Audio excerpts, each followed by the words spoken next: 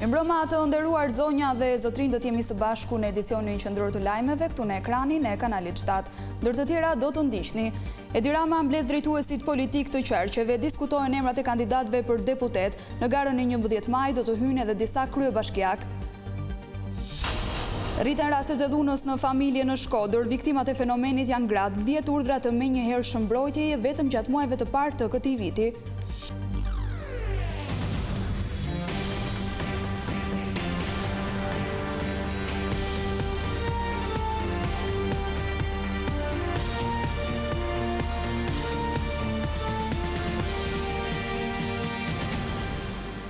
Vjojmë të ndjekim gjërësisht zhvillimet kryesore të ditës.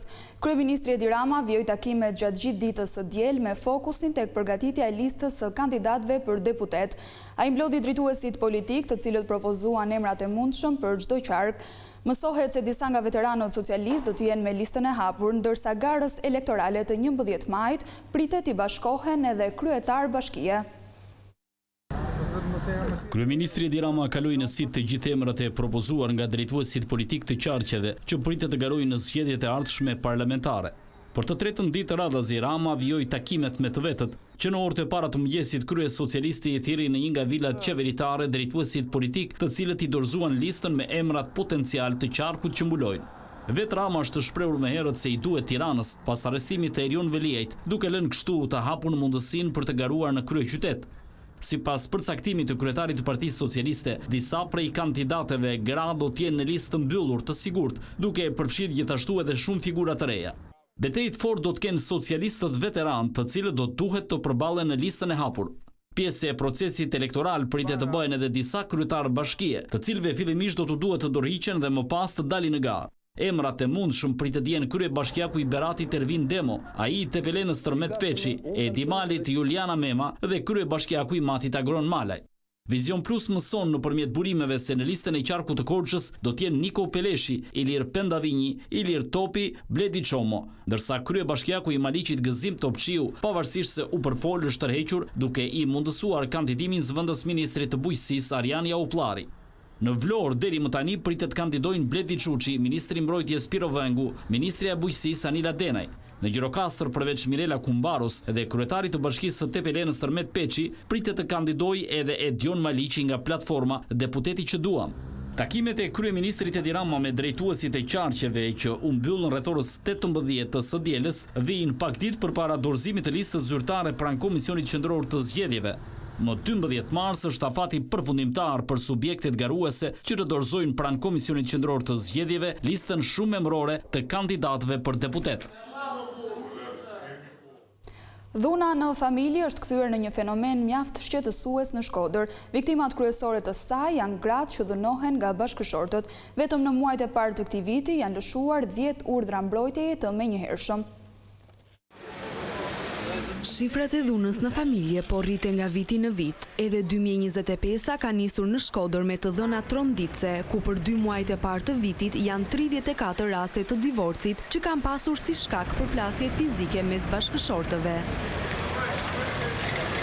Prej tyre në 10 raste janë lëshuar menjëherë urdhrat e mbrojtjes. Tashi është kuptu edhe nga burrat dhunuesit që në rastin kur merren urdhrat e mbrojtjes, shkelja e këtij urdhri ka penalizime, të cilat janë realizuar në kalimin e viteve. Prandaj tentohet që të mos shkelen. Rastet në mbi 90% të tyre janë nga nëna me fëmijë.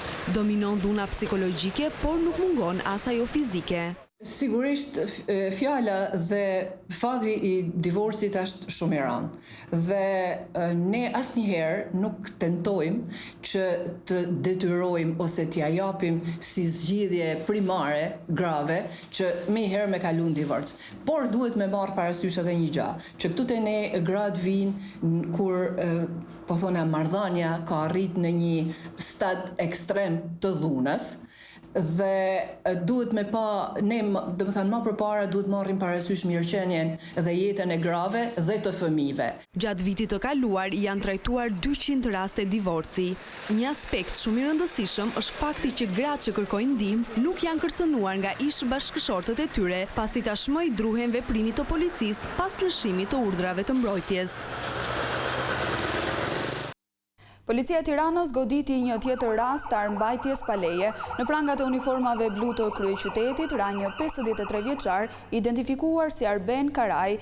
Gjatë kontrollit të ushtruar në banesën e tij në fshatin Gror, efektivët gjetën 2 armëzjarri pushk, municion luftarak dhe një thik, të cilat u sekuestruan si prova materiale.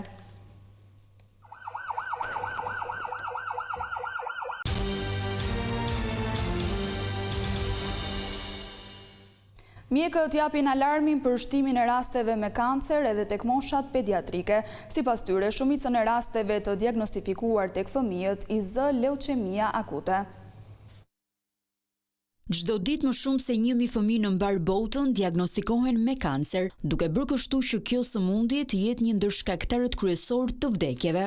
Sipas mjekëve specialistë, faktorët të cilët ndikojnë në shfaqjen e kancerit tek fëmijët janë disa. Nuk është se ka një faktor të vetëm, le të themi si në rastet e moshës pediatrike të shtyr ose adultëve, pra moshës së rritur, të cilët pa diskutim është faktori gjenetik, është faktori ambiental, janë faktorë të tjerë të stilit të jetesës, tek fëmijët, sidomos moshat 0-3 vjeç. Kryesisht është problemi i embriogjenezës, defektet, ndryshimet në barkun e nënës, ndërsa në moshat më të mëdhaja sigurisht që ndikon edhe stili jetesës, edhe ambienti dhe ana gjenetike. Ndërsa në moshat e vogla është vetëm 10% ana gjenetike. Mjekja onkohematologe Mirela Gjafa thot se kanceri më i shpeshtë në moshën pediatrike është leuqemia akute, e cila zë rreth 50% të rasteve, ndërsa jep disa këshilla për kapje në kohë të hershme të tij. Ndërgjegjësimi i popullatës, duke pas parasysh që ankesat, simptomat që fëmijët paraqesin, të mos neglizhohen, dhe këtu kam parasysh një zbeje të fëmijës, një dhimbje të eshtrave ose dhimbje të kokës, hemoragji nga gingivat e dhëmbëve ose nga hemorragjit nga hundët, apo edhe njollat, epistaksis, ekimoza, pra njollat hemoragjike në lëkurë, të mos neglizhohen. Duhet me njëherë tek mjeku i familjes dhe pastaj t'i referohet mjeku specialist, onkohematolog. Kanceri më i shpeshtë në moshën pediatrike është leuqemia akute. Zë rreth 50% të rasteve dhe është kanceri që ne më së shumti trajtojmë gjatë përditshmërisë tonë. Sipas të dhënave të Organizatës Botërore të Shëndetësisë, Shqipëria renditet e 6-ta mes 48 shteteve europiane për vdekshmërinë më të lartë të fëmijëve nga kanceri. Deformimi i shpinës si pasojë e përdorimit pa kriter të pajisjeve teknologjike po bëhet gjithnjë më i shpeshtë tek fëmijët dhe të rinjt. Specialistët thonë se ata që vuajnë nga deformimi, i njohur ndryshe dhe si gunga e bizonit, duhet të merren me aktivitet fizik. Qëndrimi me orë të zgjatura përpara kompjuterit apo telefonit ka bërë që shumë të rinj të shfaqin probleme me shpinën apo siç quhet ndryshe gunga e bizonit. Specialistët thonë se ky nuk është vetëm një problem estetik. Nuk është vetëm ana estetike, është ana funksionale. Dhe për të gjithë ata që punojnë në zyrë dhe kanë këtë qëndrimin që janë të bukurur para, duhet ta trajtojnë. Jo ta trajtojnë vetëm me fizioterapi, po edhe me ushtrime, sepse kjo me kalimin e kohës na jep probleme për frymarrjen, na jep probleme me qafën, pa nuk është vetëm problem estetik, po është edhe shëndetësor. Problemet që mund të na jap janë të ndryshme, për shembull na jep dhimbje koke, probleme me qafën e ndjejmë të ngurtë, probleme kur flem gjumë, jastëku, zhurma në vesh, ndjehemi gjithmonë të lodhur. Fëmijët dhe të rinjtë e moshës 20 deri 30 vjeç janë ata të cilët vuajnë më së shumti nga këto deformime, ndërsa specialistët rendisin disa këshilla. Nëse më përpara shikonim ata që punojnë në zyrë që kishin këtë lloj problematik, tani kemi edhe të fëmijët dhe tek të rinjt, dhe moshat 20, 30, që ta parandalojmë këtë lloj problemi është të njohim veten tonë. Siç bëjmë kujdes për shembull me ushqimin, duhet që dhe trupin ta ushqejmë me lëvizje. Duhet dim që ne rrim gjithmonë 8 orë në një pozicion të caktuar. Kjo do bëhet postura jonë, sepse fashat muskulare do mësojnë gjithmonë atë lloj pozicioni. Kështu që ne kur punojmë duhet të ndrojmë disa postura, nuk mund të rrim 8 orë në një pozicion dhe të shkojmë që ato orët e tjera do jetë ajo postura ose trupi është mësuar në atë lloj pozicioni. Kështu që është që ne të mësojmë si të punojmë. Për shembull, punojmë para kompjuterit, jetë gjithmonë një pozicion drejt me syt, të evitojmë pozicionet e përkullura para. Edhe fëmijët, nëse do t'i lëmë të luajnë, të lëmë me kohë të gjatë, se një fëmijë nuk e njeh posturën dhe ai gjithmonë rrin në këto pozicione të llastuara, duke ndetur për orë të gjata në këtë pozicion të llastuar, do bëhet postura e tij dhe do na formoj kifoz, por edhe skolioz. Gunga e bizonit është një lakim jo normal i shtyllës kurrizore të sipërme që e bën shpinën të duket më e rrumbullakosur se zakonisht, duke shkaktuar dhimbje dhe ngurtësi.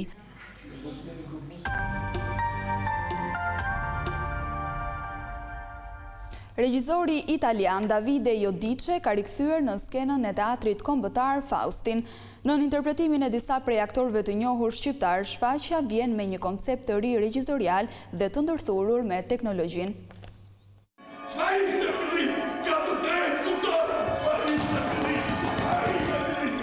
Është ringjitur në skenën e teatrit kombëtar këtë fundjavë një nga prodhimet më të pëlqyera të sezonit të kaluar, Fausti.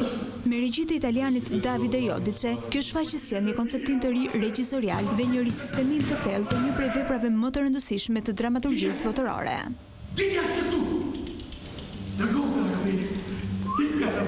Fausti rrëfen historinë e një dietari të dëshpëruar, i cili për të shpëtuar nga vuajtjet dhe dështimet e jetës, bën një marrëveshje me djallin, Mefistofelin. Ai kërkon më shumë dije, më shumë kënaqësi dhe një jetë të përjetshme, por marrëveshja e tij ka pasoja të rënda, pasi ai përballet me çmimin që duhet të paguajë për shpirtin e tij. Shfaqja është një reflektim mbi moralin, dëshirat njerëzore dhe pasojat e zgjedhjeve që bëjmë. Nuk bëhet fjalë vetëm për Faustin e Goethes, në fakt Davide Jodice, regjizori, ka përmbledhur disa vepra të ndryshme, ka marrë Gojdhënat, ka marrë Prallat në lidhje me Faustin, me mitin e Faustit, ka marrë diçka nga Bulgakov, nga Mikhail Bulgakov dhe gjithashtu patjetër nga Goethe ka bërë një përmbledhje. Thelbi i gjës është që ne kemi vullnet lirë, jemi të bekuar dhe të mallkuar me vullnetin e lirë, ashtu siç është edhe Fausti, dhe kemi dhe vullnetin e lirë për të bërë mirë dhe për të bërë keq, kështu që në thelb këtë thot nga fillimi në fund shfaqja. Me një përdorim të kujdesshëm të teknologjisë dhe një skenografi tërheqëse, regjizori ka krijuar një atmosferë ku temat e pasioneve njerëzore, kërkimi i dijes dhe marrëdhëniet me fuqitë e tjera bëhen më të thella dhe më të prekshme për publikun, duke dashur të përcjellë mesazhe të fuqishme. Shumica prej njerëzve njohin veprën nga Goethe dhe kanë lexuar, ka qenë pjesë e literaturave vazhdimisht, kështu që prej kësaj besoj është edhe një nxitje ekstra për të parë se si një gjë të njohur mund ta rishfaqesh përsëri. Është sfidë ti maknisësh, ti surprizosh me gjërat që sjell me veprën në skenë. Flet për secilin nga ne, për gjithë secilin nga ne, është një lloj pasqyre hapur për të parë se si jemi ne dhe se si reagojmë karshit çdo lloj gjëje që na ndodh në të përditshme. Kështu që për të parë një reflektim të vetes më mirë, ndoshta për të mësuar një katarsis, pse jo, të vinin teatr. Në interpretimin e një kasti aktorësh si Emma Andrea, Hervin Culi, Niada Salia, si Lulzim Zeqa e të tjerë, kjo shfaqje do të jetë pjesë e repertorit të teatrit kombëtar edhe fundjavën e ardhshme. Kjo ishte gjithçka e përgatitur për këtë edicion informativ. Unë ju falenderoj për vëmendjen tuaj. Bashkë mirupafshim.